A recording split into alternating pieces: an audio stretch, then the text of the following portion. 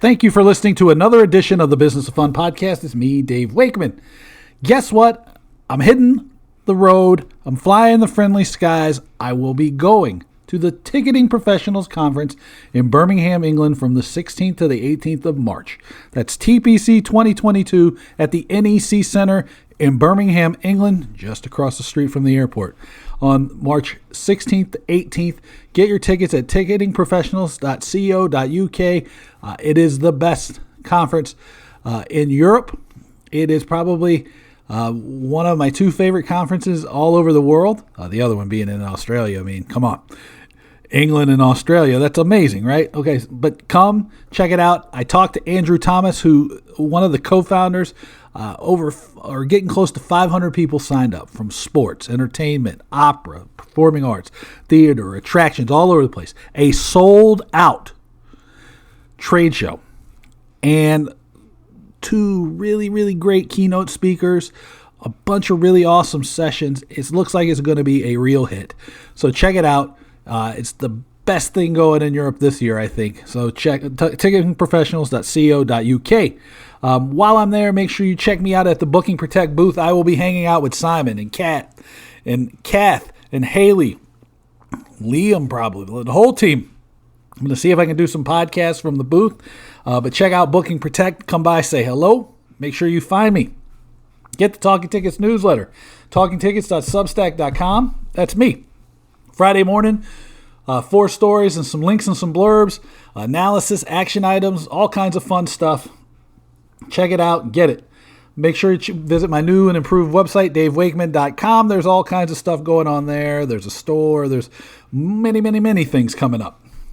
Now, let me talk about today's episode, because today's episode is a little bit unique, right? So this is a recording of a session I did for my buddy Ken Troupe's sports management class at SMU. In this thing, Ken has a guest lecturer come in on Tuesdays. I'm not sure if it's every Tuesday, but regularly on Tuesdays for an hour to talk about some aspect. Ken wanted me to talk about pricing and branding. And as I was putting together this thing, I thought maybe it would be helpful to put everything into context, right? So all the stuff I kind of work on. So I covered a lot of ground in an hour. We talked about strategy, the importance of understanding strategy, how the kids can understand what strategy really means now. We move into brand and brand building, then we move into marketing, then we move into tactics, and I close out with some pricing discussion. So I hit all of the big topics. It's about an hour. Hopefully it's useful for you. Hopefully it's valuable. There's a Q&A at the end with the kids. But I really like to do these things. I'm not like droning on and boring for people. So this is my conversation, my presentation to Ken Troupe's sports management class, coming to you as a special edition of the Business of Fun. Hey, Ken Troupe in class, how are you? Good, how are you?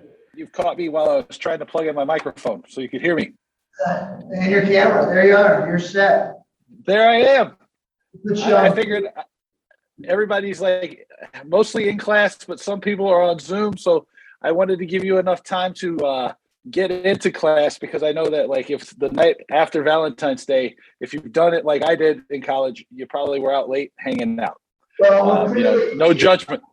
We're clearly using in-class lightly today, looking at attendance, because there's 2 people on Zoom and not 36 other people in class. So there's some people that might have been out late on Valentine's Day. So for sure. So we're just kind of breaking down IOC Russian Olympic skating controversy. The fact that we can't crush a 15-year-old's dreams right now, to, because she's so young. So anyway. I won't touch on that much in my presentation, but I think the thing is that if you're an organizing body, you have a responsibility to protect minors, but also protect the sport. And I think it's just been poorly handled for what that's worth. I often fall on the side of the Socratic method of like doctors, first do no harm. and there seems to be harm being done here. But Yes. we can save those questions for after. We can. So this is, we're just going to dive right in, Dave. And I'm not going to do a real formal introduction because I know you have an introduction in your notes. This is our friend of mine, Dave Whitman, who's coming in live from his home in Washington, D.C. Dave is a long-time ticketing guy, never really on the property side, but more on the kind of the agency side, revenue side, strategy side. I think Dave and I really became friends via Twitter. I'm just telling you the power of Twitter meeting, right? We officially meet on Twitter, and then we've seen each other at many conferences, been on some panels and things like that together. But I put his I note. snuck Ken into a conference. Don't let him lie to you. I got him in with one of my passes. Don't let him lie. I'm just kidding. I'm the master in never paying for a conference. I always finagle my way into a free pass somehow. Anyway, and I got one for him for NSF. You want to come to Austin in 2 weeks, probably. Maybe. You can make a donation to SMU Sports Management. I can get it for you. Anyway, so I put up Dave's bio on Canvas. I put up his notes he's going to go through. I'm just going to let you roll in. Okay. Ken, can you see my screen now and not me? No, but I can make you presenter so you can share screen. Because I went above and beyond for class this morning. I even created slides once I knew we were recording because I wanted to. Okay. Yeah, right. Ken knows how impressive me doing anything with slides is. Right, let's see. How's that? Can you see the slides now? No. We see your same mug. My same big head. Okay, then we will forget the slides and I can share them with you after the fact. It won't matter. It was. You're not going to share screen on the bot? That didn't work. Didn't work. No. Huh. Let me see here. Share basic. You want to email me that and I can share it from my computer while you're talking? I can. I'll send it to you. Yeah, this is fair. Now, see, this is how it works. It's okay. I'll share them with everybody later. It's totally fine. Oh, okay. Let's see. All right. Unless, because it's too much trouble. I'm animated enough that it won't matter. That you'll still get the full experience even without the slides. I put effects and like little like dazzles and stuff in there just for fun because I wanted to entertain in the first thing in the morning. I'm going to start, but like Ken said, I'm going to start with a 60-second, with a really short introduction about me because mainly I find these things to be utterly useless and like completely unentertaining for you. So I don't want to do that to you. So the 60-second overview of me is I'm going to refute what Ken said to start with. I actually was on the team side but some of the worst jobs ever. I worked with the Dolphins, the Seahawks, and the Sonics, and if it was an awful job to do, I was the one who did it. So that was my primary side experience. I helped open the EMP in Seattle, so that's where I worked with Paul Allen, who was a co-founder of Microsoft, and it was the first time anybody really said to me, Dave, you're actually pretty good at sales and marketing, and I took that and ran with it. From there, I moved to New York City. New York City, I got really heavily involved in tickets, and that was a lot through the secondary market, through partnerships, and through my strategy and my marketing work. Two primary projects that probably mean more to most people than anything else. As I worked with the American Express Centurion Club program on the Black Card to help deliver tickets to anybody, anywhere in the world, and I helped use tickets to bring Yellowtail wine to the American market. And both of those ended up being pretty well received, and they made me both money and a reputation that I probably don't deserve at this point, but that's okay. You're letting me come speak to class anyway. After a while of doing that, I started my own business that revolved around strategy, marketing, brand management, which is the bulk of what we're going to talk about here. And now I am a worldwide recognized blowhard.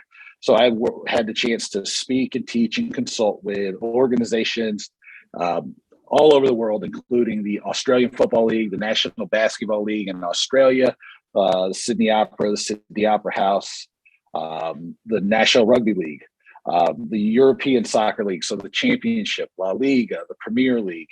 I've helped work on baseball teams, Madison Square Garden, a presidential election. I helped get the first elected attorney general in DC history elected. Consulting, business to business stuff, every thing imaginable. I am a blowhard to no end. And that is probably about 60 seconds, and that's more than enough about me.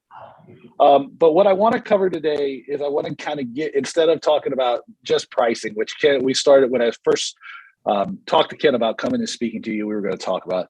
And I thought maybe because of the nature of where you are in your learning experience and maybe where you are in your career, it might be a little bit more beneficial to you if I gave you an overview of what my day looks like and how things play out for me.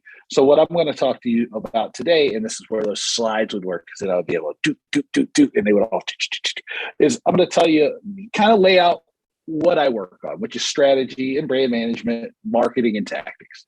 And I'll kind of give you a little bit of an overview. Some of it will touch on team side stuff or sports specific things.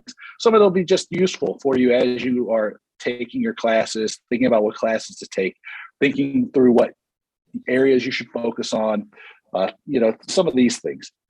So the take homes today, or the things I hope that we cover, is I'm going to talk to you about strategy, and I'm going to give you 5 simple steps of strategy that will help you set yourself apart from the regular people who haven't had a chance to learn from me and Ken. I'm going to talk about brand management, and specifically, I'm going to give you 4 questions that to be an effective brand manager, you need to answer. Marketing, I'm going to give you kind of a 3-stage framework for how I approach marketing projects. Then I'm going to talk about tactics, a little bit on the 4 P's. So product, place, promotion, and price. And then the final thing is I'm going to teach you a little bit about price, since that was what Ken really wanted me to focus on. And it's something that I've become really, really well known for over the years, mainly for one phrase, which you actually get a couple times today, which is discounts are for dummies. Is that, and it's really tough, but I'm going to rely on seeing everybody shake their head. Does that sound cool to everybody? If it doesn't sound cool, just raise your hand and I can change the lecture, or I can try to.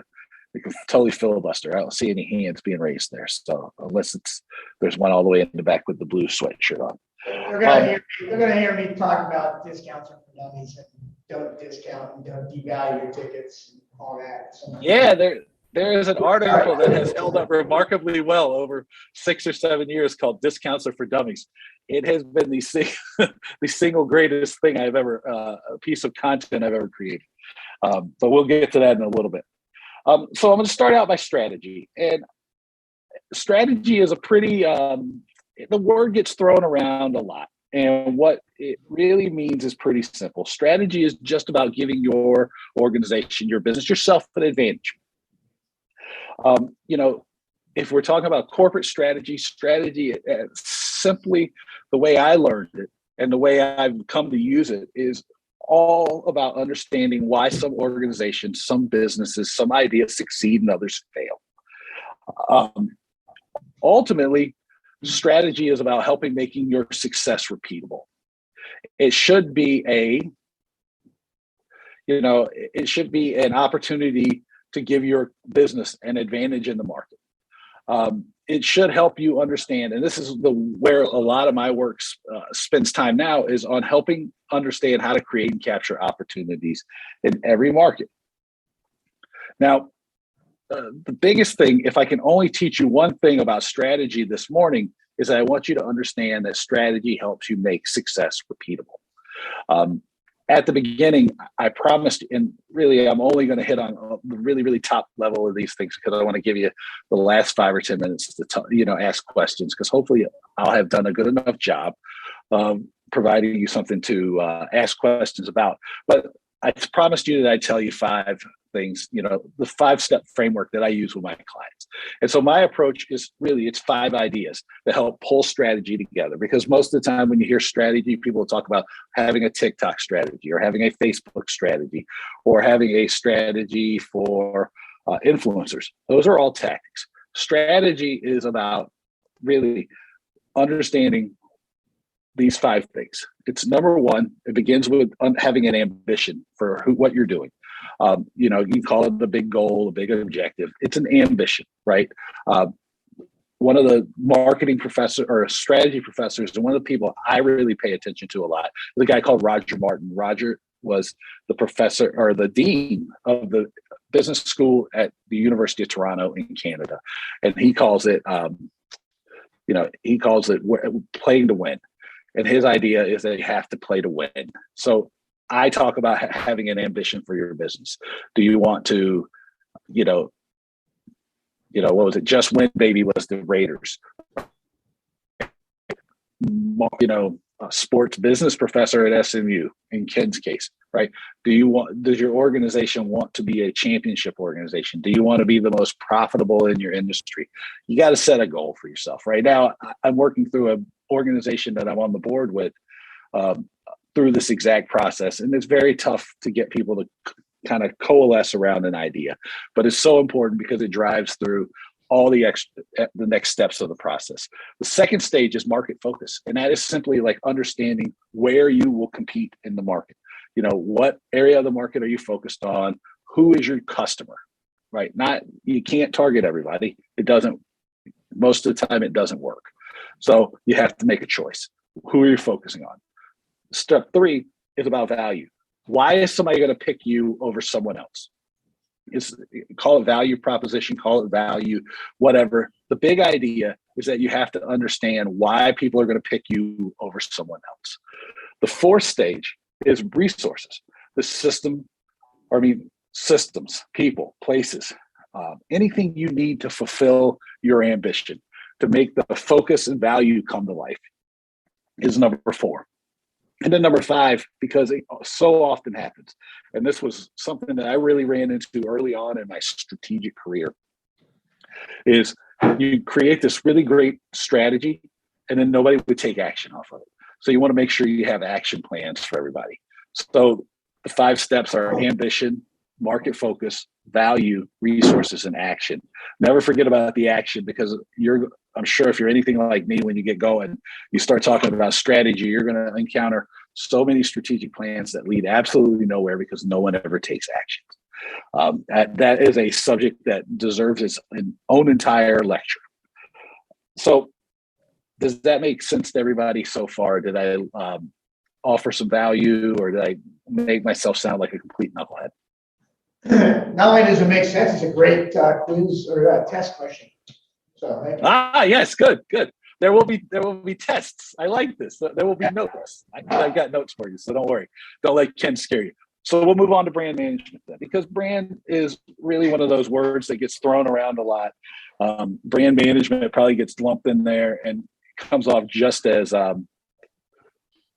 it can become just as confusing. So the simplest way I can explain brand and brand management is, think of brand as you have, you're in Texas, so this will work.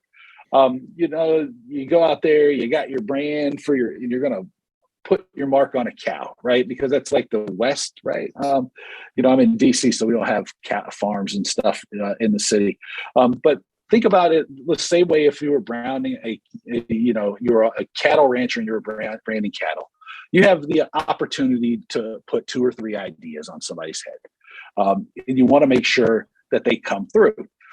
Ken and I have talked about this before, because about a year ago, I went through the process of doing this for myself, because the pandemic made me think about things I wanted to do, how I wanted to present myself, all of these things.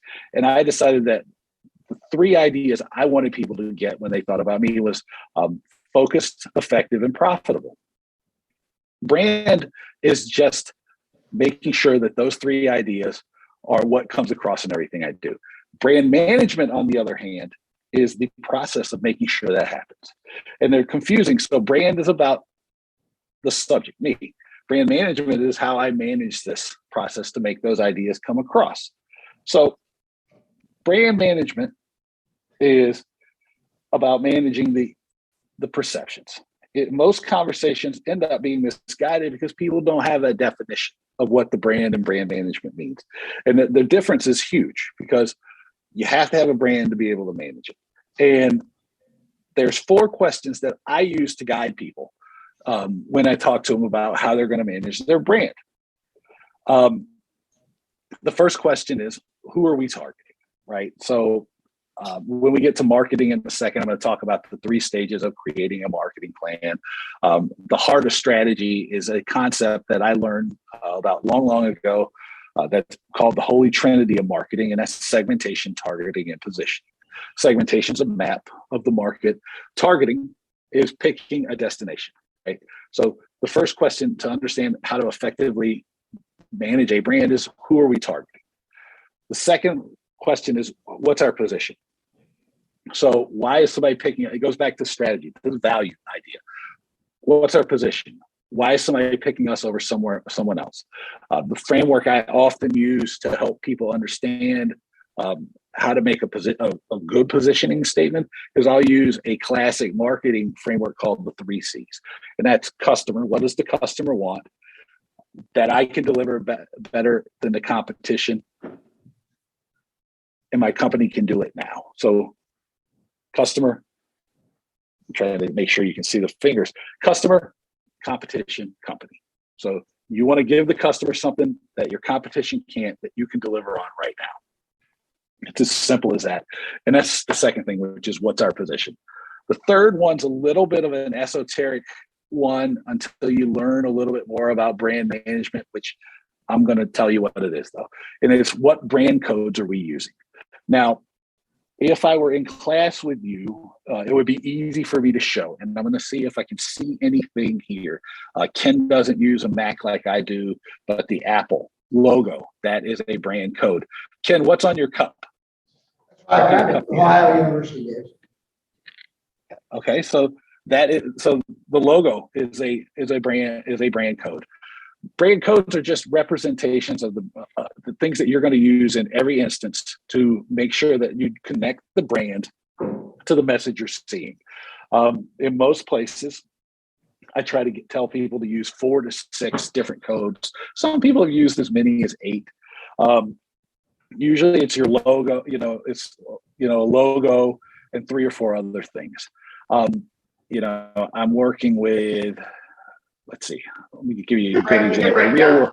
Dave, you can break down. I'm sorry? You can break down the commanders real fast, because we talked about that a lot. Like what brand? Yeah, okay, we can do the commanders. Right. So the commanders are, if you would like to do a case study on not doing brand management and a brand rollout well, they would be a good example. And for the simple fact that they created, the logo is indistinct, right? So that W logo, it looks like there's a British company and the name's slipping from me now, but it's very generic. The second thing is there are no unique brand codes, right? So unique brand codes, think about this. How many people have ever been to Fenway Park? If you haven't, I'm sure you still know what the green monster looks like. That's a brand code. The green monster is a brand code. Actually, the hand operated scoreboard is a brand code for Fenway Park. Think about Wrigley Field, the Ivy, that is a brand code. Think about at the University of Alabama, that's where I went to school, the pregame video with Bear Bryant growling and the elephants, that's a brand code. So brand codes are just ways that you represent your brand value, your core brand idea. The logo, you want it to mean something when it comes across. If you see something, if you see an image of, again, the green monster, you know exactly what you're talking about. You're talking about Fenway Park and the Boston Red Sox. If you see a ColorWorks, right? So if you see a Tiffany blue bag, right, even without the logo on it, you know that that's from Tiffany. Or am I wrong? Does that, if I held up a Tiffany blue bag, which I don't have in front of me here, without the logo covered, would everybody know that one? If you wouldn't, raise your hand. So just the guy in the red sweatshirt. So that's pretty good. I mean, that's like Tiffany has been trying to refresh their brand, but that would be that's a brand code. Think about the pointy ears. Here's a comic book one for the Batman's ears. That's a brand code, right? So these are just things that, like, when you see them, you connect the image with the brand, right? The silhouette of a Tesla, the Model 3, right? That's a distinct brand asset. It is a brand code. I'm sorry? I'm sorry? The S&U pony. Exactly, correct. The cowboy star, right? All of these things. I mean, I'm trying to steer away from logos and try to stick to sports or things that'll be like really, really like relevant in the context of class. But those are all brand codes. And so the third question is, what brand codes are we using? And then the fourth one is pretty simple. It's like, how will we execute? Because everything has to come back to execution. You have to always take the strategy through to the execution, because without it, you're going to fail. It's as simple as that. And unfortunately, you see a lot of great strategies fall to the wayside because people forget to take action. Does that make sense to everybody? Is that helpful? Did it not make sense to anybody? If so, raise your hand. It's okay. If it did make sense, I failed. So let me know. All right. Good. I'm 2 for 2 so far, man. I'm doing pretty good for so early in the morning. This is awesome. All right, so we'll talk about marketing next. And marketing is another one of those things like strategy that gets confusing for people, because there's so many people that throw around the term marketing, and they use it because they're trying to sell you some crap, or they don't know what they're talking about. Maybe they're not very effectively trained. The simplest thing to remember about marketing is about selling stuff, right? Ideas, products, services, whatever. You got to move something. You get people to buy something, right? You're selling your ideas, you're selling your products, you're selling your services. It's not all of this other garbage. If there's not a selling component of it, it's not marketing. It could be communications, which we'll get to in a few minutes when we talk about tactics. It could be whatever. The ultimate goal of marketing is to get someone to take action on something that you need them to take action on, and buy that product, service, idea. And that's probably a little as fuzzy as my definition of marketing will ever get for anybody. So to me, the biggest thing there's a couple big things that I would like to teach you about marketing, but probably the most important and the foundational one, because what I'm going to teach you is the 3 phases of marketing. Anybody can teach you. The thing that seems to get lost a lot, though, and it's very important to learn it early, because I always knew it. I didn't have a language for it when I started out, and it probably would have been helpful to have the language and understand that it was like a real powerful marketing concept, was this idea of marketing or of market orientation. It goes by outside in thinking. It can go by customer focus. It can go by a bunch of different names. The idea behind market orientation is pretty simple, though, and that's just really helping bring the voice of the customer into the organization. It's seeing what you're doing through the eyes of the customer. The way I teach it in workshops and seminars and classes like this is that when somebody comes to me with a marketing question, a marketing idea, actually Ken's been on the end of this one too. I've definitely given this one. I go, you ask me any marketing question and my answer is going to be, I don't know. And the truth is that that's what marketing orientation requires. Marketing orientation is simply this process of saying, like, look, I don't necessarily know the answer to the question you're going to ask me, but I do know how to find it. And so market orientation, it helps you, just the idea of understanding that, like, you aren't your market, helps you step back and say, what do the people really want? What can I really offer value to them? How do I find out? And the answer is usually with research, which I'm not going to get a chance to cover a lot of today, because I really only have about 45 minutes or so with you. But research is, I'm going to see if Ken can share an article I wrote for the ALSD called Backward Market Research. And it talks about this 3-step process that I use to understand how to make my research matter, and how to, like, not be a complete moron and, like, fall into the trap of just, like, getting lost in data. And the simple process, the 3-step process I use for this is understand what I'm trying to answer, right? So define the question that I'm looking to get the answer for in my research. Figure out what's the best way for this stuff to show up. And then I design a survey around it, right? So I don't get trapped in big data. I say, I need to answer this question. I figure out what's the best way that I'm going to see the answers. It could be multiple choice questions. It could be long form, short form answers. It could be net promoter score. There's probably a 1,000 different ways you can look at an answer and then design everything around it. And that's what market research or market orientation and market research do for you, which leads into the 3 phases of a marketing plan and marketing strategy through my eyes. And so this part where market orientation and research is diagnosis. That's stage 1.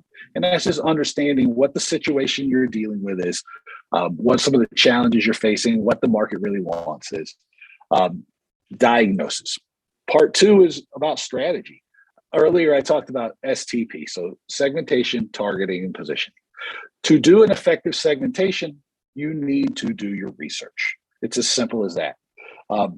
Targeting is about looking at the market based on behavior, because I believe in behavioral, not demographics, not based on like star sign or anything else. I look for behaviors that drive decisions, because a classic example that has been showing up on lots of memes on the internet and lots of presentations. There's a great slide from someone in the UK, the name's slipping me right now, of Prince Charles and Ozzy Osbourne side by side. And if you look at just from demographics, they're the exact same person. You want to look at behaviors, right? Because behaviors are what makes people buy. It's what differentiates people. It's the most important thing. And so that's how you target effectively, because you want to look for behaviors. What can I do that's going to help make these behaviors come my way? That's part 2. And then the final part of the strategy is positioning. The 3 C's. Through the strategy, you come up with some objectives. You build a custom funnel. Then you move on to tactics, which is part 3. And the tactics we'll be leading into in a second, where I will get to the magic hour for Ken, which is the pricing segment of this presentation. The tactics are just the 4 Ps. People are going to, and they're poorly trained marketers. I can say this without any fear of repercussion. The blowback I can take, I'm strong enough to do it. If somebody tries to sell you on anything that's not the 4 Ps of product, price, place, and promotion, it means they don't know what they're talking about, right? It is just a framework that has held up for 100 years that helps you understand when you're delivering on your strategy that you have all the nuts and bolts in place, that you can go on. So that's marketing from my point of view. That is a huge part of my day. As a professional in either in sports or just in your career, a lot of the times you're going to be challenged because people are going to talk about a lot about communications as being all of marketing.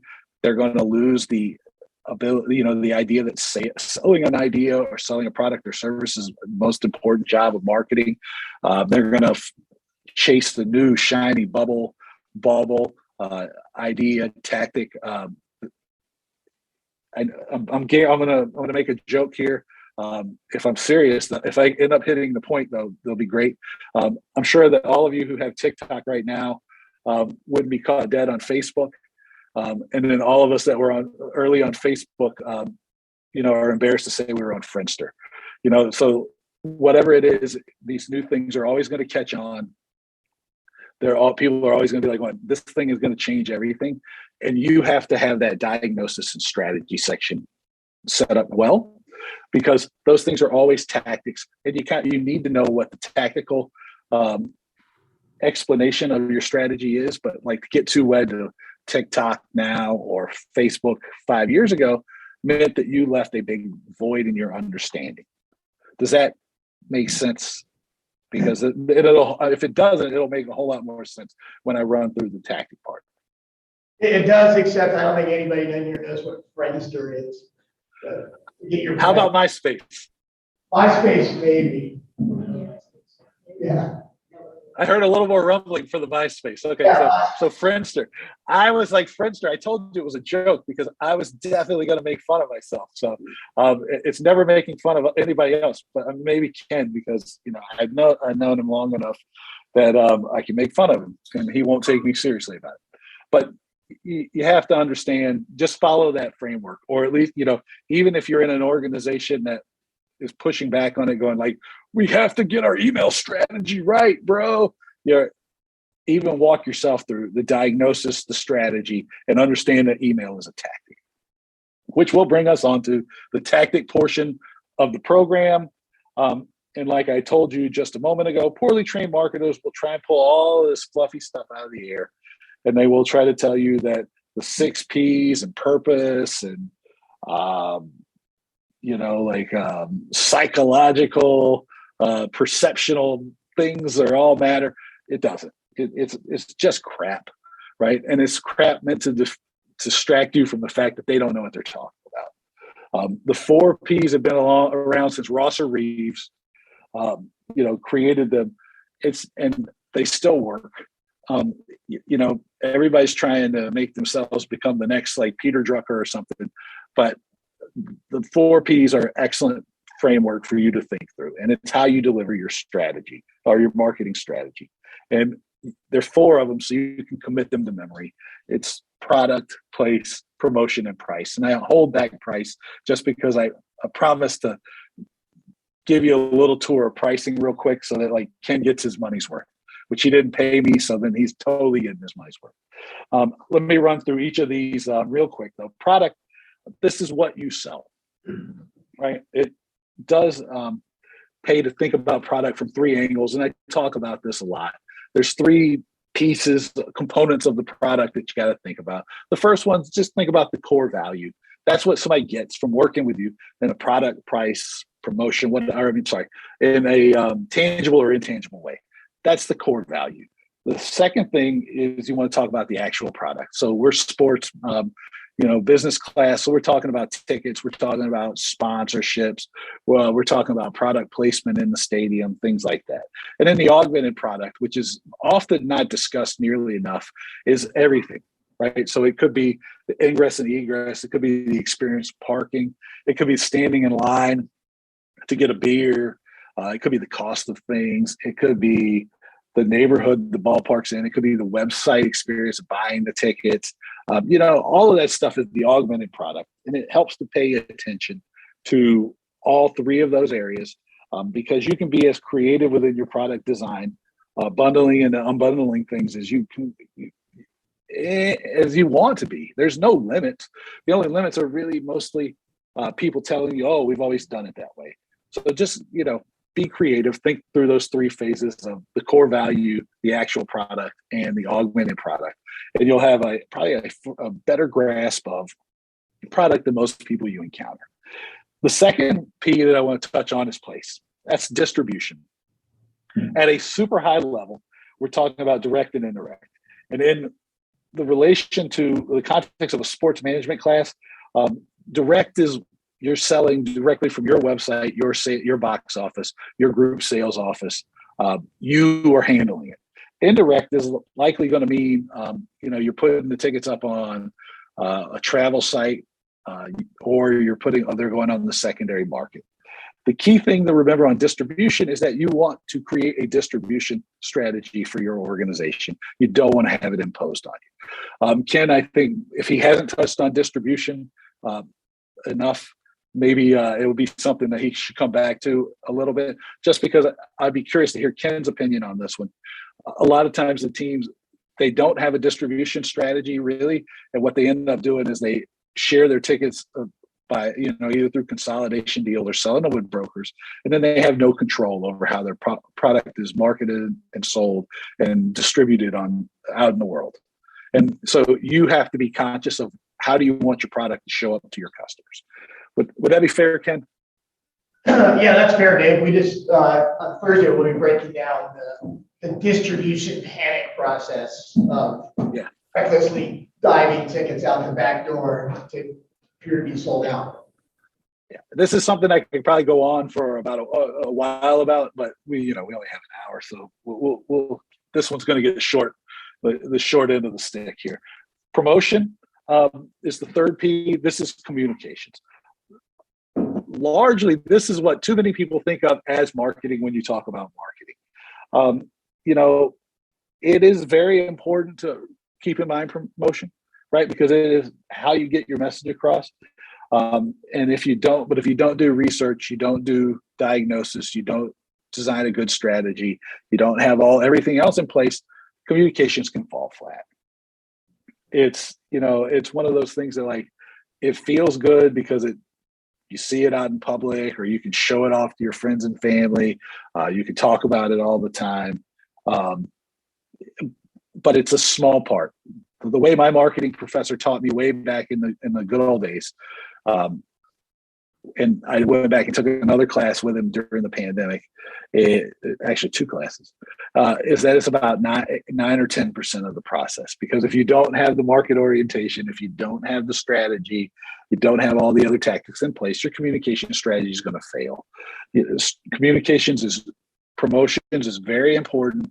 It's just not everything that you're going to do as a marketer. It is just a small portion. So understand that when people are talking about ad campaigns, or they're talking about getting their stuff on social media, or they're talking about all these things, it is a small piece of something bigger. And you need, and to be effective and to give yourself an advantage in the job market, and gaining some of these sports jobs, is like to understand, it's not to be dismissive of it, it's just to understand the role of social media, of email, of advertising, of communications, of PR, of all these communication devices you have, the promotional things, and put them in the right place to help you achieve your strategic goals, which you've laid out long ago.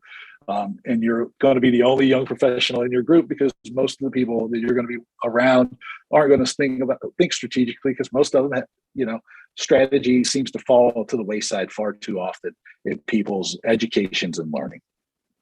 So that's the 3rd P. The 4th P, and then I'm going to totally nail it to give you about 5 or 6 minutes to ask questions, is price. And this saved it just for Ken, the best for last. Pricing is marketing's MVP moment. Why do I say that? And I've been saying it a lot lately. It's because the price lever is the most important lever that you can push. There's pretty good research on pricing now. And I think this is another one. Maybe if there's a whole pricing class, Ken would bring me back to debate some of the people who would tell you that, oh, there's all these things you can do with pricing, and I would tell you that they're all knuckleheads. But there's research on this stuff that's pretty clear. For every 1% in price you can control or raise, you gain about 10 to 12% in profit. The reverse of this is true as well, right? There is a great Harvard Business Review study that says for every 1%, and this came from manufacturing, every 1%, you lose about 10 to 11% of your profit. I've looked at my work because it's touched a different group of businesses than just manufacturing. And I've found that for every 1% people with a discount, they'll usually lose about 20 to 25% of their profits. And then Mark Ritson uses the example of for every 1%, you can lose 40% of your profit. And he works with many different companies. That's a wide range of loss. What you see though is that when you discount, you lose. So you don't want to discount. So how do you set a better price? A better price begins with research. Anybody who knows me, anybody who's worked with me, anybody who has anything to do with me knows that I will tell you, you have to use research and you need to follow the data. People like to think I'm smart about things, and I would tell them it's only because I'm smart enough to go look for the right answers. But setting a better price begins with research. I'm going to give you a couple, 3, 4 examples of different ways to research and test your pricing so that you can understand, because it's just not like a Hail Mary. You don't just stick your finger in the air and say, oh, this is how it's going to go down. You experiment. Amazon does a really great job of experimentation. If you Google Amazon price experiments, you're going to see like some really good price experimentation.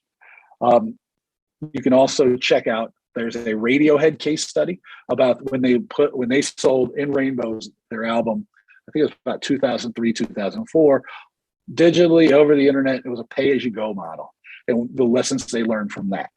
The Van Westendorp model is a way of testing pricing. It's 4 questions. It helps you understand when something seems too expensive, too cheap, doesn't seem valuable or not seem valuable. And it gives you like a nice little bubble hole so you can figure out exactly where to set your price. And there's conjoint models. Those are usually pretty like intensive, but you can use them, right? The way I start usually most of the time with what I'm doing is I try to do some kind of experimentation, and I do a little Van Westendorp model if I can. to get an idea. And then later, once my profits justify it, I can go into some of these deeper things like conjoint models. One word of warning when you think about something like pricing, make sure you do use quantitative research as opposed to qualitative, just because it is easy to get misleading data if you don't have enough feedback. It's pretty straightforward. A few different pricing methods, because I think that a lot of times, again, I'll ask Ken because this might be something for reflection later on. I think a lot of people think of pricing as like a one-size-fits-all, set it and forget it kind of idea. Is that sort of in the range of right, or it's not a very complicated thing that happens? One price. What? It's kind of like like you set it and forget it pricing thing, or it's not a very sophisticated way of the price setting happens in most organizations. Yeah, generally it's very, very top level, just eyeball test, look at it, set it, forget it, I like to say I stick my finger in the air and see which way the wind's blowing. You use what works for you. But here are a few different pricing methods. Again, I'm super high level because I want to give you a few minutes to ask questions. But COGS, cost of goods and services. It's easy, it's simple. It usually leaves money on the table, and it doesn't usually account for all the costs. There's dynamic pricing, which is really still has plenty of room to catch on in sports. Sports is perfect for it. There are some positives and minuses. Brand loyalty gets detracted from, but you capture more of the market. And then the way I talk about it is value-based pricing. And this is one of the reasons that I use research so much, especially, and Ken knows this, I preach about value-based pricing constantly because it allows you to capture what is a reflection of the value to the specific customer. It's hard in tickets, but you can still do it. A couple of words of warning before we get to the big kickoff of discounts. Fight the tendency to underprice, because in sports, that's not near the overpricing thing seems to be a little bit more of a problem, but depending on where you're working, because only about 6% of the jobs in sports are on the team side, is fight the tendency to underprice. It leads to lost revenue. It leads to lower profits. It can reduce your sales. It can lower your brand equity, and it opens you up to a price war. And the challenge of a price war is there's only one winner, and that person's a loser as well. On the flip side, beware of overpricing because it forces you to miss sales. You'll lose market share a lot of times. It can impact the brand perception, and it often can lead to panic discounting, which leads me to my most famous area of expertise when it comes to pricing, discounts. I am famous for saying discounts are for dummies, and people hated it at the time, yet it has stuck with me. They also couldn't tell me I was wrong. They just hated it because discounting is this really, really easy to do thing that's awful for your business. Discounts do a number of things that will really hurt you. They destroy brand equity. Right. So all of that brand equity you build up through the brand management process, out the door. Discounts destroy profits. Like I told you at the start, it doesn't matter if you say for 1%, you lose 10% like they did in manufacturing. You take my example of 1%, you lose 20 to 25% of profit, or you use my marketing professor, Mark Ritzen's 1 to 40. What matters is that you lose a boatload of profit when you discount. Discounts will hurt your sales. And discounts will train your market to wait. And the thing that stuck with me was like, well, you can't never not discount, can you, Dave? And I go, the truth is like at some point you may have to discount. I give people a discount if they pay early. That's like more of a trade of value. The thing I want you to remember about discounting though is that if you ever have to do it, it should feel like a little part of you dies, right? And that's the way I want you to think about it because it's so easy to push. Ken will tell you there's a whole business, a whole consulting business in sports ticketing that's built around if we discount like crazy and we sell people $4 or $5 tickets, they'll find out how much they love it and they'll come back for more. And that has, I'm not going to say it's never worked, but I've yet to see an example of it really working. Would that be, am I fair again, Ken, in my observation? Yeah, that just all that is just a constant stream of looky-loos that are there for value or cheap tickets or a throwaway experience, so they don't build any brand equity with your brand. All right. So 5 key take-homes then. I'm coming in like on time. I'm burning hot here for you today. Strategy is about understanding why some businesses succeed and some fail. The most important thing you want to think about strategy is you want to help it remove luck from whether or not you do well or you achieve success. Number 2 is brand management is the process of managing the perceptions of your business. Your brand is just those perceptions, those 2 or 3 ideas that you're able to stamp on somebody's head. Number 3, marketing is about selling stuff, ideas, products, and services. Good marketers follow a pattern of diagnosis, strategy, and tactics. Always in that order, rinse and repeat, continually following the process. Number 4 is tactics are how you deliver on your strategy. Don't let somebody lie to you and tell you that the 4 Ps don't work or that marketing is only communications. It's not. They're just tactics that help you deliver on your strategy. And number 5 is I'm saving the best for last with pricing. Pricing is marketing's MVP moment. If you control the pricing lever, you stand to gain a lot of profit, or you stand to lose a lot of profit if you discount. Every time you give a discount, you should feel like a little bit of your soul dies. That's it. That's all I got. I would love it. Ken probably has a way for you to make sure you stay in touch. You can visit my website, though. It's davewakeman.com. You can email me, dave@davewakeman.com. You can connect with me on LinkedIn and Twitter. And then there's some newsletters about sports business and marketing that if you go to my website, there's a box that'll pop up and you can get those. I would say that now that I have been in Ken's class as your professor as well, I am a resource. So don't hesitate to send me an email to ask a question. I can point you towards a resource. I'll do whatever. I try to do as many of these as I can. Ken will tell you. I try to add value and I try to make sure that I can be helpful to people because I know how hard it was sitting in those seats. And I think it's only probably gotten harder. And so if I can help you be successful, there's nothing I want to do more. So any questions? Or have I overstayed my welcome? No, we're just going to get warmed up. You just got to pick somebody, dude. Just pick somebody out of the crowd and we'll. Well, I can't really see anybody. All I see is like little things. Can you pick them? They'll ask me questions. All right, Jack, what do you got? What questions do you have? Jack, come on. Jack's about 2/3 up. You talked about how during your career you worked for the Sonics, you worked for and 2 other NFL teams, and you said that you got the jobs that were awful. Why did you stand to do that for so long if they were awful?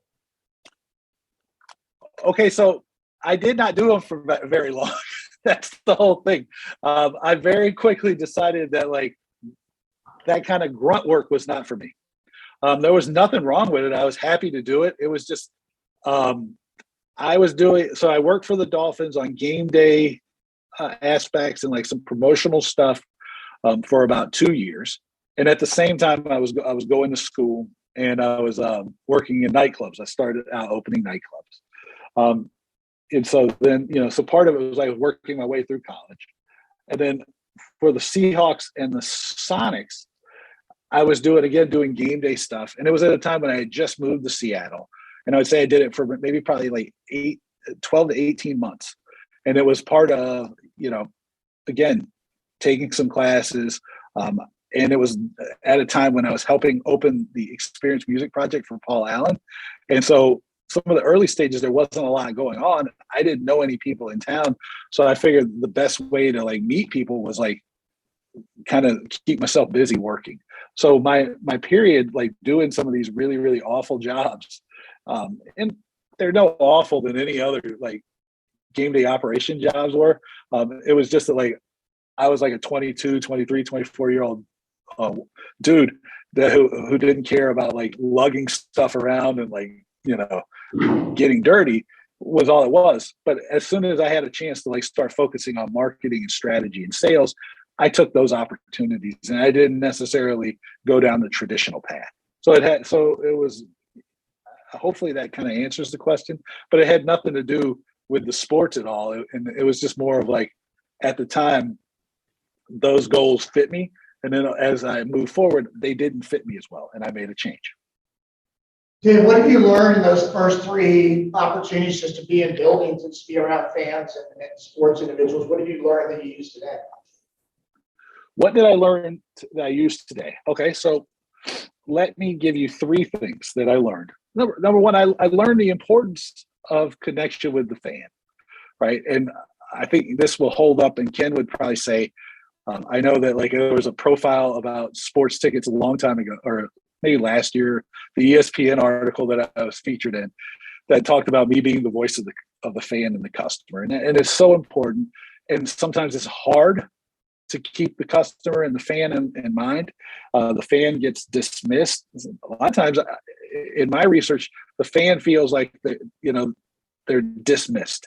I learned about the importance of the customer and the fan. The second thing I did understand was, it really gave me an opportunity to understand what I was good at and what I was not good at, and like what I wanted to do, which is not necessarily something about, that's helpful in the short term, but in the long term, it has been helpful, right? Because I understood that like, hey, look, it's great to do some of these things. And I'm happy to do them, but what I really want to focus on is strategy and brand and marketing.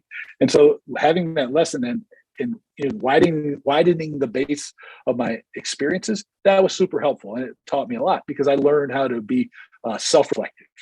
And then the third thing is that even within the context of doing customer service and game day stuff and like dragging crap around and all these things that I was doing, there's still a bit of sales and service that goes on. And I understood how important being able to move the money wheel was, right? Because even no matter what you're doing, your job is like always in sales. You're always trying to convince somebody to either do something, to give you something, to provide something for you. So I guess my takeaway of that last point, Dave, is just maybe you being reinforced in how important every part of the experience is in that fan's journey, right? Oh, absolutely. Correct. Yeah. My definition, or I don't know if it would be my full definition, but like to go back to the marketing section of this, I would tell you all to keep in mind that no matter what you're doing, everything is marketing, right? Every bit of anything you do, and this is not just sports. So like wherever you find yourself in your career, everything you do is marketing. Not one thing, not one interaction, not one piece of any experience is not marketing. It all matters. And keeping that in mind can help take you, give you more opportunities than you would ever imagine. Yes. So you talk about how discounting tickets is a bad thing because you lose profit, but how do you feel about discounting tickets for students? Well, okay, so that's a good question. So how do I feel about discounting tickets for students? And I would say that like you don't discount the tickets for the students. The students get their own special price because that's a reflection of value, right? If you're on campus or you're in a thing, you want that energy, right? There is a couple teams that I work with that have they do special student pricing or special student promotions, and they don't call them discounts. They call them, they'll have a name for the student pricing. That's a better way because one of the big things that you'll understand as you go forward looking at pricing is that the pricing on the front end is not as important as what people perceive the value of was on the backside. So one of the pieces of research you might find yourself doing over time is called post-price perception research. And that's just so that like after somebody's gone and spent their money with you, come and hung out at your game or done whatever, you want to ask them what they feel about the experience. And this is part of the reason that I have such a challenge with some of the pricing models that get thrown around so flagrantly. It's because it doesn't manage the post perception, the post event perception. So to your question about what about students, I would say you just have a special price for students, right? You show me your student ID, and instead of $25, it's $5, right? it's a reflection of, I put a special value on you. I want you to come in because you provide energy, or I want to get you in early and have you enjoy these things. It's a way to look at it that is outside of the States is if you just go to maybe some of the Premier League sites. Tottenham will do it. So definitely look at Tottenham, because I've used this when I've gone to matches with my son in London. They have special pricing for kids that are under 12 or under 18. And it's not a discount. It's just kids pricing. If the kid's under 12, this is what they charge. I would view it that way, because as soon as you open the door on the discount, you're like, oh, well, what else are they going to give me a discount? It's the discount itself is one thing. It's the perception that's the most important thing. Does that help, or is that still unclear? Let me see if I can add some clarity. I mean, just think about it. The price is the price of the false. If you want the price to be X for students, just set the price as X, right? I think I called you, Dave, the Rangers were going on sale with opening day tickets, or their individual tickets for the season on a Friday at 10 a.m.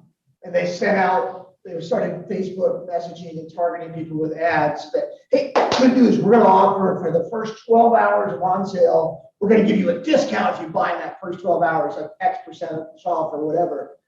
And I called Dave just about to lose my mind, because I'm like, why are they, before they've even gone on sale, you're already offering a discount? So just you're not, just the D word or that discount perception is just a huge negative, kick to the knees, to the shins in your pricing strategy. Because if you're going to offer it for $10, just offer it for $10. Don't offer it for 12 and say, buying the first 12 hours and get it for 10 is just defeating the whole purpose, right? I would, so to build off of Ken's point there, I would say that if you said, hey, look, as a special offer to buy early, right? Then you just put your tickets on sale for $12 or $15 or whatever it is. For these first 12 hours, these tickets are going to be $10, right? And they're never going to be or maybe even $5, because a couple of years back, there were a lot of $5 discount promotions. It's like going, hey, look, we're going to put all of our bleacher seats on sale. And you could be like any team in the country doing this, baseball, or, Texas, the Rangers could say, well, we're going to sell all 300 level seats or 400 level seats, however the stadium's set up now, at $5 for the first 24 hours. After that, they're never going to be less than $5. But you got to be willing to stand by that, right? You're never going to get a better price than right now. And so the challenge for discounts is that people might say it, they never stand by it, right? Because I'm going to miss out. I'm going to lose a couple bucks to the secondary market, or I'm going to miss the sale, or I'm going to miss all these other things. The biggest challenge that most teams are dealing with is that they manage their brands like morons. And the fact that they don't think that they can subtract brand equity. They feel like the term is everybody should kiss the ring still, even though real attendance is down. And a lot of times it seems like the brokers and the consolidation deals have ticket sales on life support. And so when you think about pricing and you think about discounts, think about what the perception is and how it adds or detracts the brand equity that you've created. To me, opening up pricing for students and younger people is an addition to your brand equity, because there's again, research shows that getting somebody involved in your organization, in your team, in your sport earlier has huge benefits to lifetime customer value. Do I want my first experience to be like, hey, I went because this was $3? So just think about it, manage it through the perception, right?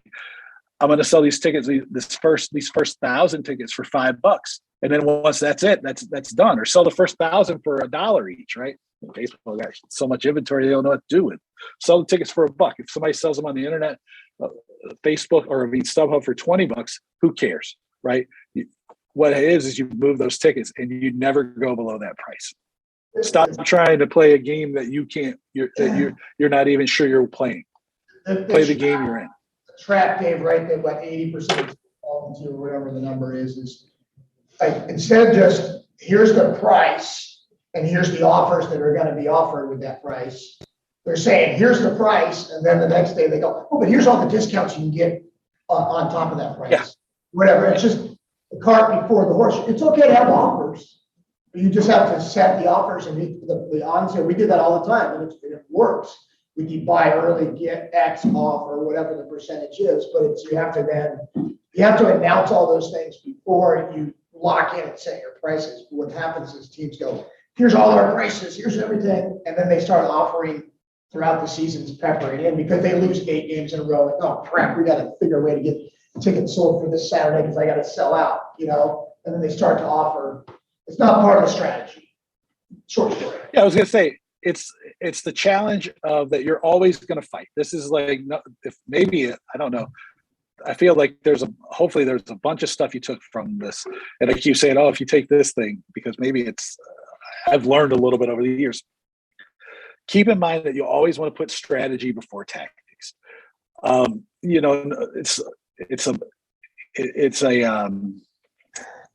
It's an unfortunate reality of the industry that too often tactics drive everything.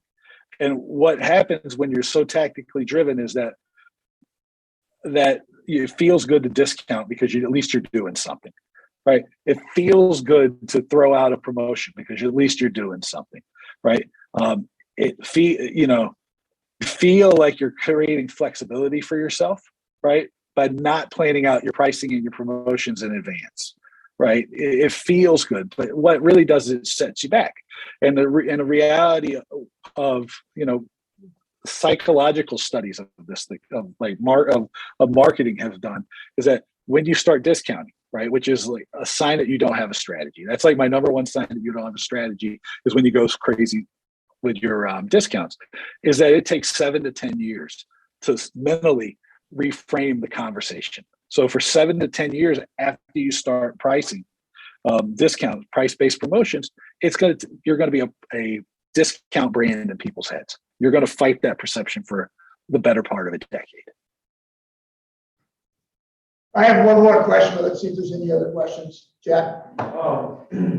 Here at SMU, we have a big problem with getting lots of people into events. I'm not sure if it's ticket sales or showing up. I think it's all student tickets. How would you get more students and people into games here?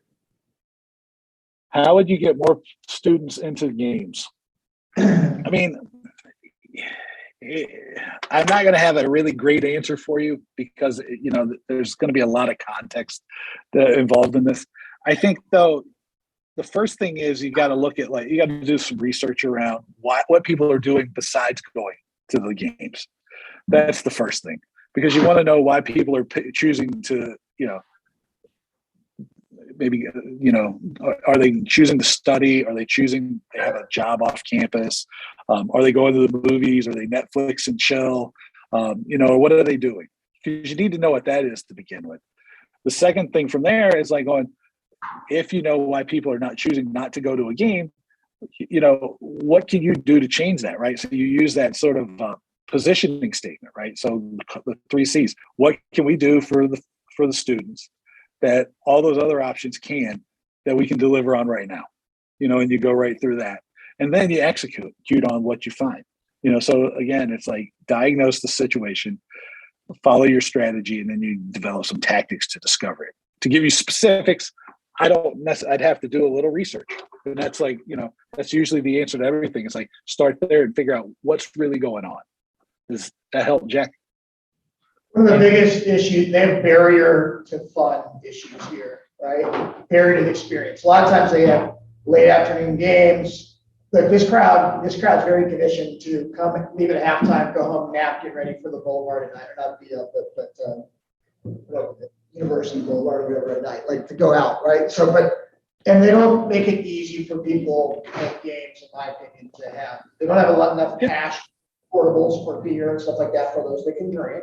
They don't make the experience of games enough fun, really. And that would show up pretty right away with your research, right? And to Jack's question, I'm sure if Jack's thinking through it the way I would try to think of, or maybe I think through it with experience, is so if I'm thinking about through it from my own experience, it looks like Ken saying, where it's like not easy to go, the times are inconvenient, blah, blah, blah, like all those things. So then the next question is maybe I'll talk to a couple of my friends and figure it out, right? So I can kind of develop a hypothesis. Seems great. Then maybe if the athletic department would have a little focus group and go, why aren't the kids going, right? Why aren't the kids coming to the games? And then they would have an idea, and then you can resolve the issue then. And that would be the way that like you put strategy to action.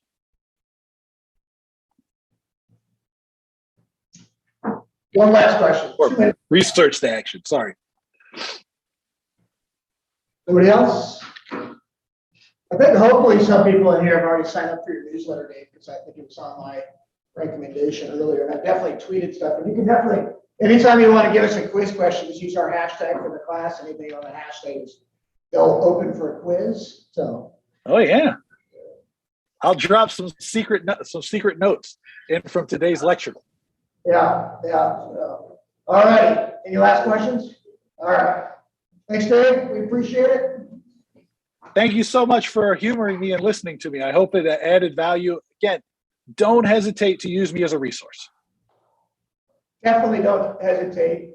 And I love your notes. All his notes are up on Canvas. Like, it's a quick start guide to all the BS that, marketing and this and that. Like, Dave's notes are just streamlined, like cuts right to the core. But as a professional marketer in sports, you follow this guideline, you're going to be ahead of a lot of people.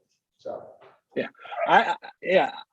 Thank you for that, Ken. And I would totally second that, because the truth is that unfortunately you're going to encounter a lot of people who aren't trained in the jobs they're doing.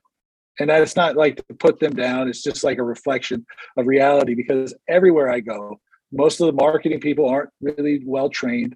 Most of the strategy people have never been trained in strategy. Most of the brand people have not been trained in branding. So even the little guidebook and notes that I've given you is more training than a lot of these people have. So trust your knowledge, right?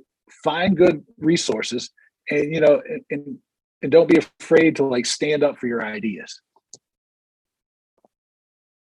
But that's a good one to end on. Thanks again for having me. Thanks, Dave. Tell me what you thought about my guest lecture to Ken's class by sending me an email. It's my name, Dave, at davewakeman.com. Check out my website, davewakeman.com. Make sure you come and see me at the Ticketing Professionals Conference in Birmingham, England on the 16th to 18th of March. Get your tickets at ticketingprofessionals.co.uk. Tell them I sent you. I will be hanging out at the Booking Protect booth. I cannot miss the opportunity to hang out with my friends, Simon, Cath, Hayley. Hopefully the whole team will be there.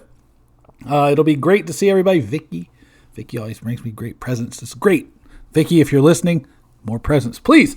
But check out Booking Protect, bookingprotect.com. Find out how you can offer your guests refund protection.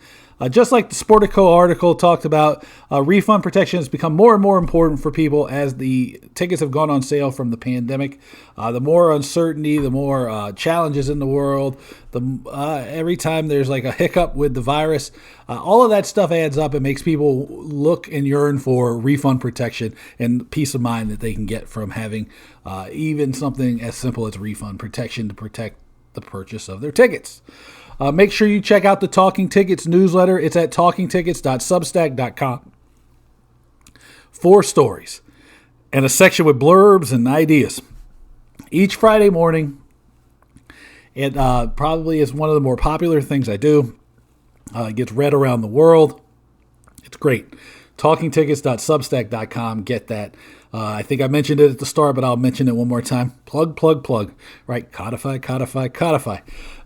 DaveWakeman.com. You can get newsletters. You can find blogs. You can find all kinds of stuff there. There's a store. There's going to be a whole lot of crazy stuff going on as we get more and more into some sort of normal routine and figure out what this next normal looks like. Okay? As always, I thank you so much for being here. There's still so many challenging things going on in the world. If anybody needs me, just need somebody to talk to, hopefully I can be here for you. Send me a note. Send me an email, give me a call, whatever. Don't feel like you have to go through any of this stuff alone. I'm here for you, okay? But until next time, I thank you again for taking the time to listen, for paying my stupid stuff attention. I mean, mostly that's just my lack of seriousness about most of this stuff. But thank you so much for paying attention to me and my ideas and my work. It makes this worthwhile. Hopefully you find it valuable. If you find the podcast valuable, share it, review it, rate it, do all those things. Share the newsletter, share the blog post. It's really one of the best ways that I do to continue to grow my business, to drive more people paying attention to the podcast and the newsletter and everything else. And I can't thank you enough because it just means the world to me. Okay? Until next time, I will see you soon. Be safe, be careful, take it easy.